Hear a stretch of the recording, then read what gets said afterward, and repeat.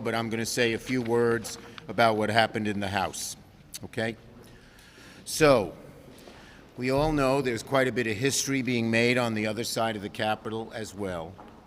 Unfortunately, not the good kind. Yesterday, a small band of MAGA extremists plunged Congress into pandemonium.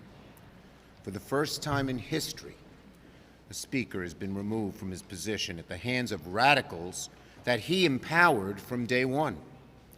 What happened yesterday is a failure entirely of the House Republicans' own doing, a disaster years in the making, to the great detriment of Congress and to the detriment of the American people.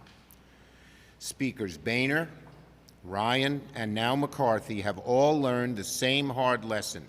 You cannot allow the hard right to run the House or to run the country, or you'll get chased out by that very same hard MAGA right.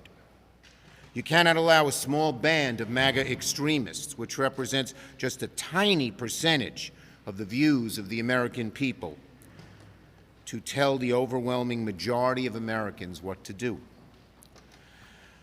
But, folks, Republicans' issues with MAGA extremism seeps far deeper than any single leader. MAGA extremism is a poison that the House GOP has refused to confront for years. And until the mainstream House Republicans deal with this issue, the chaos will continue. Now, I hope it's obvious.